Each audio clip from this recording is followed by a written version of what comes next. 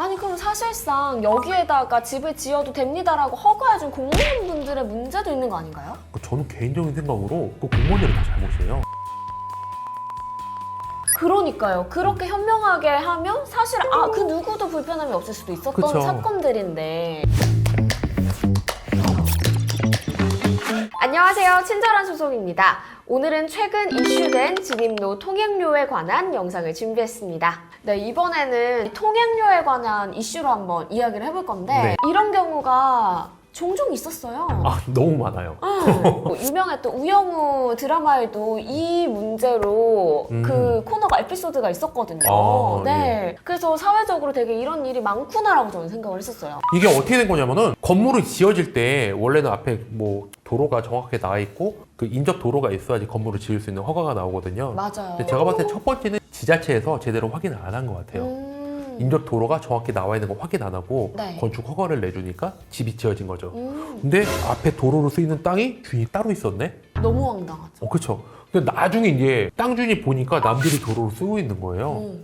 근데 이거 도로를 팔지도 못하고 누가 사겠어요, 땅을. 당연하죠. 왜냐면 도로를 쓰고 있는데. 어. 내부적인 내용까지 보면은 이 땅 주인들이 보통 집 빌라 사람들한테 이 도로 땅을 사라 이렇게 얘기하는 경우도 사실 많이 있더라고요. 이런 일들이 종종 있었잖아요. 그랬을 때 보통 어떻게 해결이 났었나요? 요거를 해결하는 법 조항이 있습니다. 민법에 주의토지 통행권이라고. 딴 데로 나갈 수 있는 도로가 없어. 그럴 때는 그 건물주나 건물에 사는 사람들은 주의토지 통행권을 행사해서 그 남의 땅을 통과해서라도 나갈 수가 있어요. 그럼 땅 주인의 그럼 손해는 뭘로 보상받느냐? 일정량의 통행료라든지 사용료를 낼 수 있도록 땅 주인의 이해관계와 토지를 통행해서 나가고 싶은 사람들의 이해관계를 조정을 하거든요. 그럼 이거에 대한 적정선을 법적으로 기준을 정하면 좋을 것 같은데. 적정선이 두 가지가 있어요. 통행료가 적정한 금액인가의 금원을 뭐 감정할 수도 있는 부분이 있고, 네. 땅을 팔 때 과연 이게 어떤 게 적정한 금액이냐. 그럴 때 뭐 주변 시세 같은 걸 해서 비교해서 판단할 수 있는 방법이 있긴 있어요. 근데 이제 땅 주인이 조금 욕심을 냈을 때 그거에 대한 분쟁이 커질 수 있다. 그죠? 땅 주인이 욕심을 낼 수도 있고, 그 통행하는 사람들이 너무 싸게 살려고 할 수도 있는데, 제 변호사로서의 경험에 봤을 때는 땅 주인들이 좀 시세보다 3배, 4배, 5배 과도한 금액을 요구하는 경우를 저는 많이 봤어요. 그리고 저희 뭐 두 번째 사연 뉴스에 나오는 내용을 보면은 통행료로 한 달에 300만 원씩 받고 있어요. 저 이거 보고 깜짝 놀랐어요. 근데 갑자기 2천만 원으로 올리는 거예요. 그럼 몇 월세를 배가 지금 오른 몇 배로 거야? 올리는 거예요? 거의 7배 가까이 올리는데 이거 너무 올린 거 아니냐. 그러니까 뭐 그거잖아요. 내가 상가 들어와서 월세 내고 장사 잘하고 있는데 너 얼마 버니? 그러니까 저 한 달에 1,000만 원 법니다.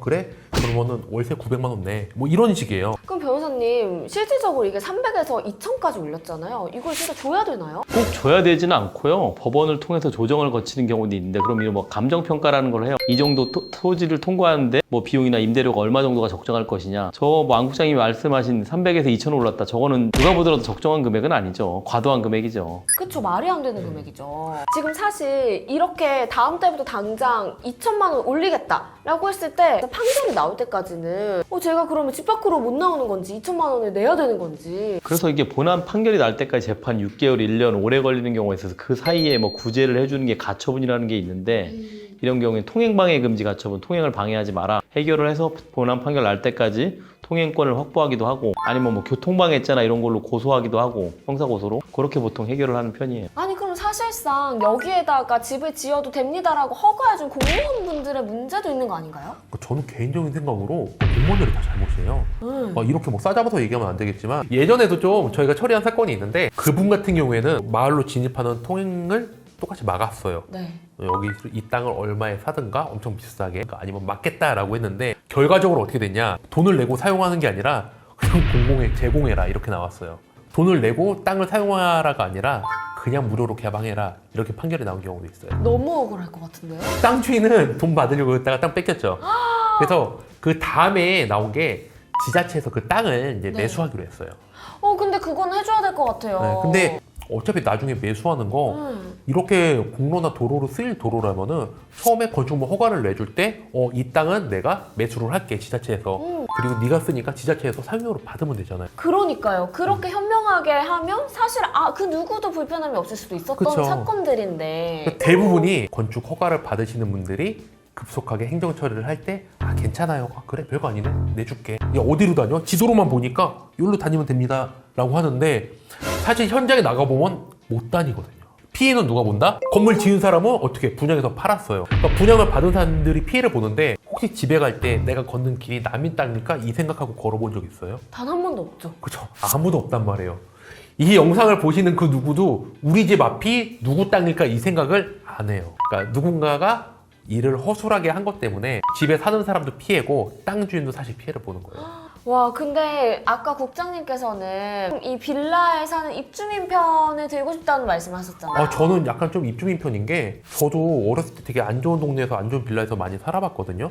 근데 내가 우리 집에 들어갈 때 우리 집 들어가는 통행로가 딴 사람 땅일까 이 생각을 해본 적은 없어요. 사실상. 근데 땅 주인도 사실 생각을 못 했을 거고. 그러니까 아무도 생각을 못 하는데 땅 주인은 자기 재산권 침해인데 맞아요.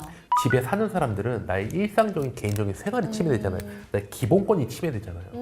그러니까 기본권 침해보다는 재산권 침해가 좀 더 낫고 돈은 나중에라도 배상을 받을 수 있잖아요. 맞아요. 적법 절차를 통해서. 근데 내가 당장 침해된 기본권, 내가 아파, 집에 불나 뭐 이런 것들은 해결할 방법이 없어요. 근데 뭐 땅 주인 입장에서 생각해보면 재산세도 내야죠. 이것 때문에 뭐 위료보험도 많이 나오죠. 그런데 도로를 쓰는 건 좋지만 땅 주인 입장에서 적정 가격으로 매수를 하든 아니면은 일정한 합리적인 금액의 통행료는 보장을 해줘야 된다고 생각해요. 다만 땅 주인도 너무 과도하게 요구하면 안 되죠. 진입로를 막은 게 땅 주인의 당연한 권리일까요? 여러분의 생각을 댓글로 남겨주세요. 구독과 좋아요는 사랑입니다.